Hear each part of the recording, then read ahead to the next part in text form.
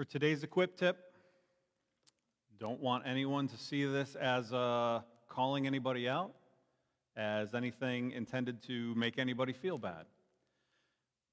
But we do need to talk about the importance of gathering with God's people.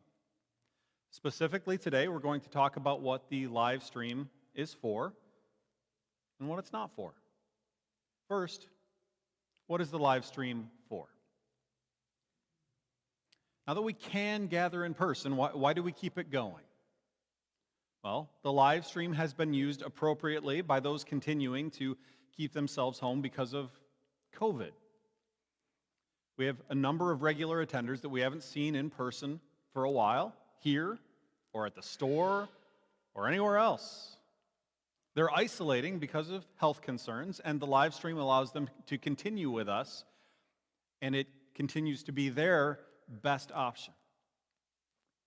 That leads to another valid use of the live stream. We have those connected with our church who are homebound or facility bound beyond the COVID situation.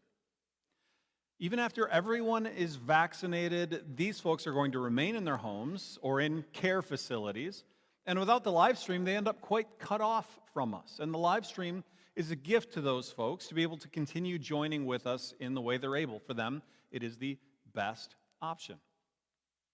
Another way is if you have symptoms of something contagious, please stay home, use the live stream. For you, it is the best option.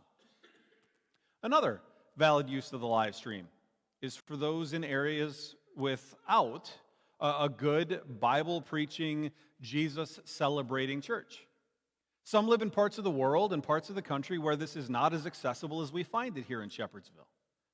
So these are folks that, well, we may not meet them in this age, actually, but we rejoice that we can give them gospel-focused music and preaching into their circumstance where they may not be getting it otherwise. Another valid use is maybe you have a church you regularly attend, but they meet at a different time, and you want to join us for whatever reason. You have church that meets on Saturday nights, and you enjoy the music, or you want to hear the preaching because maybe it's your son. Hi, Mom and Dad. That's you guys. Grateful for people joining us for that reason. That's a good option. Another valid use is for certain individuals to have, with weather concerns, is what I'm getting at. That is to say, if slipping on the ice creates a life-threatening situation for you, we're happy that you join us on the live stream on particularly icy days. For you, that's the best option for that day. It's also a great way to stay connected with us while you're on vacation. For you, then, it's the best option. Finally, a great use of the live stream is to share with friends and family on Facebook as an outreach for those who have never responded to Jesus or need to return to following him, or maybe they're in one of those other circumstances we already talked about. But let's also discuss what the live stream should not be used for. First, you should not use the live stream to avoid discomfort. Some choose to stay home when it's too rainy, too cold, too hot, too cloudy, or because there's bugs outside. I don't like bugs either, but barring the legitimate concern of ice for some that we already talked about, avoiding uncomfortable weather is not what the live stream is for. It's not the best option available to you. Furthermore, it's not to retain the comfort of staying home so you can watch in your pajamas and not have to go anywhere. The live stream should not be used so you can get extra sleep. If you need to go to bed earlier on Saturday, plan ahead. Now, I understand there are moments and situations, but if you're getting used to the idea of, I can get some extra sleep and just watch the live stream, that's not your best option. Why do we care? Why does it matter how people join us? Because the Bible not only tells us we must gather together regularly, it also gives us many good reasons why we're commanded to do so as Christians. We receive encouragement and correction from each other that we don't receive if we stay in our homes. We can serve each other in ways that just can't happen in isolation. And we can be a blessing in so many other ways too, but we've got to be present. If that's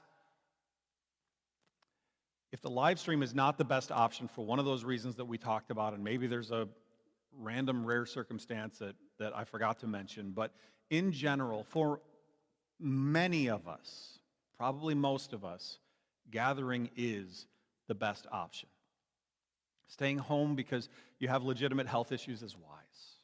Staying home because you can't go to a solid church, either because you don't live near one or you're homebound or in a nursing home, makes perfect sense.